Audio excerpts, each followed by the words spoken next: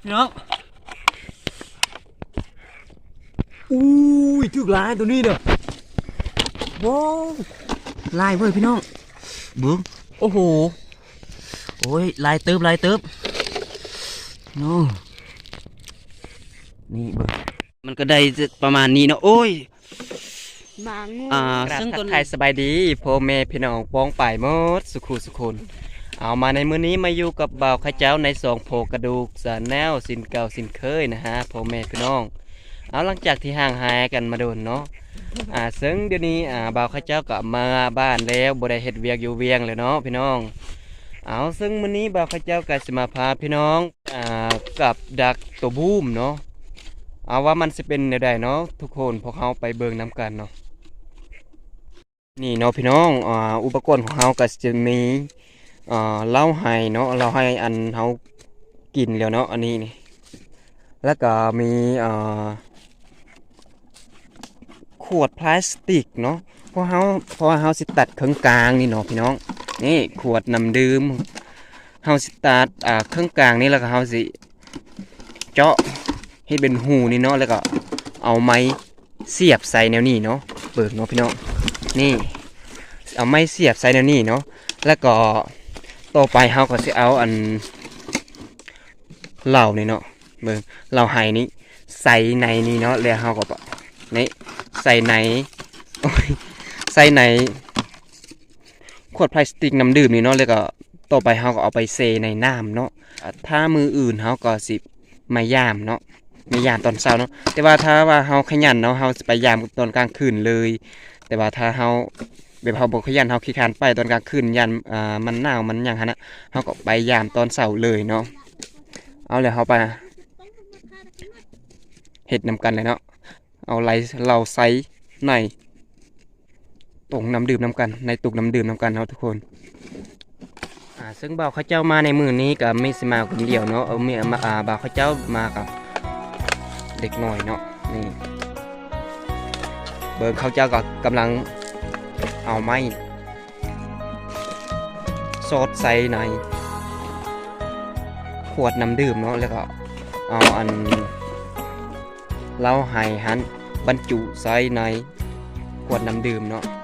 เบิ่ง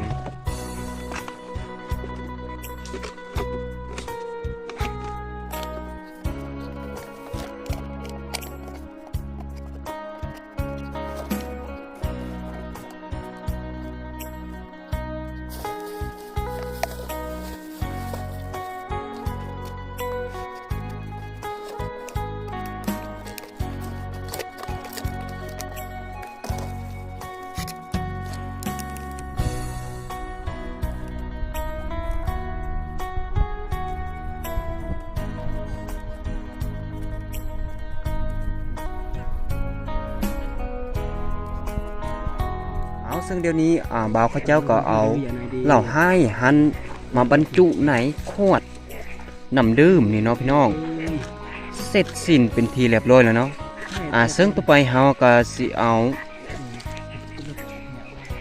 ขวดน้ำนี่เนาะไปใส่ในเงาไปจุ่ม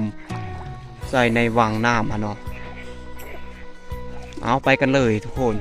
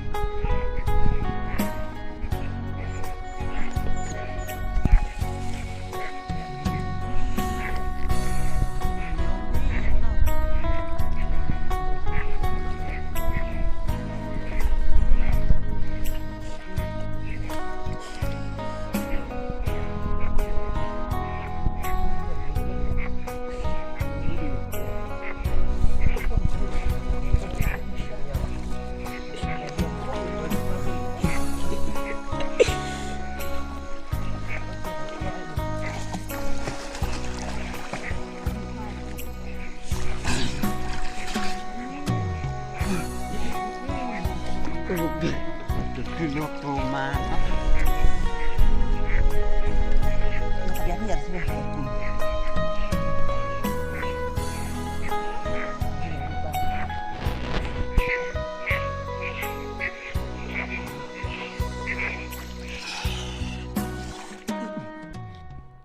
สบายดีทุกคนเอาในมือนี้เนาะพี่น้องกับแมนมือโตมาเนาะแล้วพวกเขามายามกับดักตัวบูมนำกันเนาะมีรุ่นเนาะพี่น้องว่าสิใดลายใดหน่อยสำดาใดเนาะไปกันเลยโอ้ยหนาวแฮะ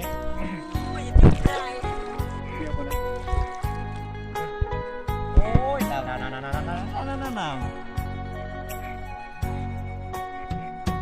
ดำเรื่องนี้นะ Cái nào mất con kìa โอ้ปานนี้ก่อน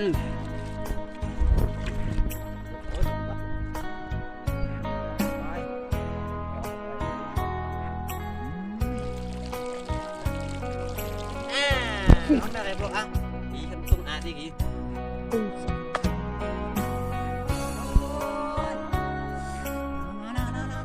ใส่ยิงกิ๊กมันก็พุ่ง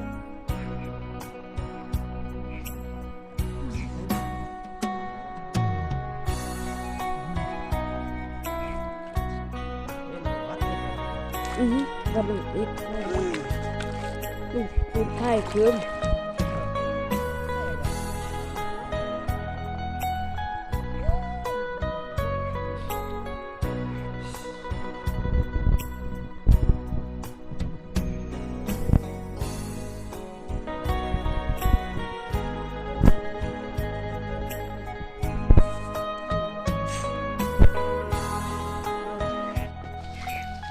แล้วนะพี่น้องเฮามาแกะ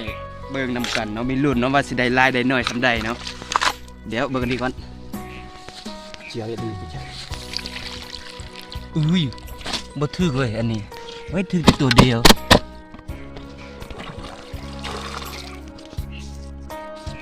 นี่เนาะโอ้ตายเลยตัวนี้นะฮะสองตัวก็ได้เบิ่งอันต่อไปเด้ออันนี้ค่อนข้างถึกลายเนาะค่อนข้างที่จะลายได้นึงโอ้มันก็ตายเบิดว่ะเบิ่งโอ้มันเมาเราแล้วอันนี้คือว่ามันตาย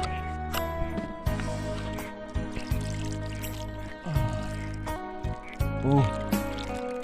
อ้โหทึกลายด้วยทุกคนอันนี้นะอุ้ยเบิ่งโอ้โหลายเนาะอันนี้เนี่ยเดี๋ยวนี้มันบ่ค่อยมีแล้วเนาะพี่น้องเพราะว่าเพิ่นไปใส่นะตั้งแต่เดือน1พุ่นน่ะเพิ่นใส่กับดักตัวบูมนี่นะว่าเดี๋ยวนี้มันก็แม่นเดือน2แล้วมันก็อยากหมดแล้วนะเดี๋ยวนี้นะพี่น้องมันบ่ค่อยมีแล้วอุ้ยถึกลายตัวนี้เด้อโว้ลายเว้ยพี่น้องเบิ่งโอ้โหโอ้ยลายเติบนู่ลายเต็มตัวแบบต้องนั่นมันที่ลายหมดโอ้ยหนาวพี่น้องโอ้ยอยู่ทางอุดมใส่ทางบ้านเฮานี่บ่โคตรหนาวเทเอาว่าเดี๋ยวตอนไปอยู่เวียงบ่หนาวปันบ่ค่อยหนาวปานใดเด้อยู่เวียงนี่มาบ้านแล้วหนาวเทเอาว่าจะสกแนวขบแนวกินก็ยากหนาวถ้าผู้ใดอดได้ก็โศกได้เนาะแนวกินอดความหนาวความเย็นนี่นะพี่น้องเราผู้ใดอดบ่ได้ก็ถือว่าเอ้ยมีแต่อยู่แต่บ้านหั่นแหละกินแต่แจ่วหั่นแหละตำแจ่วกินซุมื้อหั่นแหละ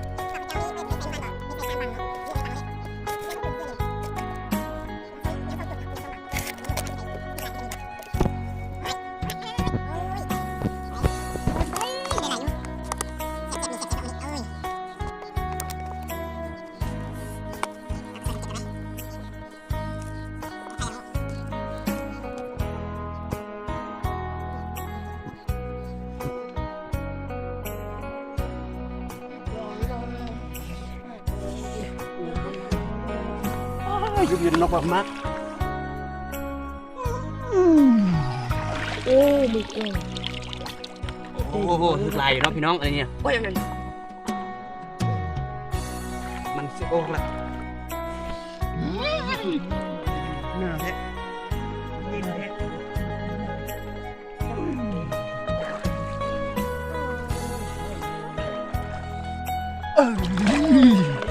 โอ้ย มันตกหมด เม็ดเนี่ย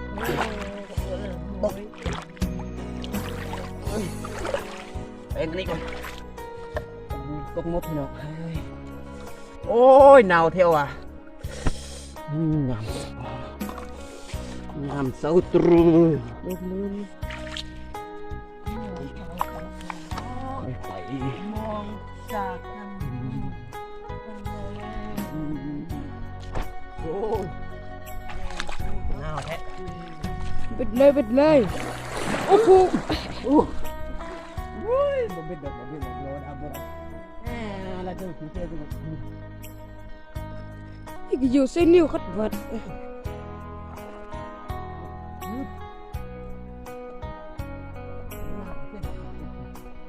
เอาแล้วนะฮะพ่อแม่พี่น้องสำหรับผลงานของเฮาในมือนี้ในมือวานกับมือนี้เนาะก็สิได้ประมาณนี้เนาะซึ่งบอกเลยกะบ่ได้หลายแล้วก็บ่ได้น้อยเนาะก็ได้ธรรมดาได้พอกินเนาะของการไปใส่ตัวบูมเนาะไปใส่กับดักตัวบูมเนาะพี่น้องก็สิได้ประมาณนี้เนาะเอาแล้วมื้อแรงเฮามาใส่ตื่มเนาะเพราะว่าเฮาบ่ว่าใส่ก็บ่มีแนวสิกินดอกพี่น้องเพราะว่าอยู่บ้านนอกบ้านนานี่เฮาบ่ไต่บ่ตกบ่ไต่นี่ก็บ่สิบ่มีแนวกินเนาะแล้วนะพี่น้องสำหรับคลิปนี้บ่าวเขาเจ้าขออำลาพี่น้องไปเพียงแต่สำนี้แหละเนาะ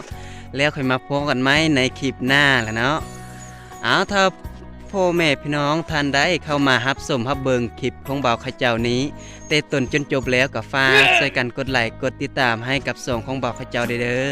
เพื่อเป็นกำลังใจและแจ้งเตือนคลิปใหม่ๆของบ่าวเขาเจ้าเนาะสำหรับมื้อนี้บ๊ายบาย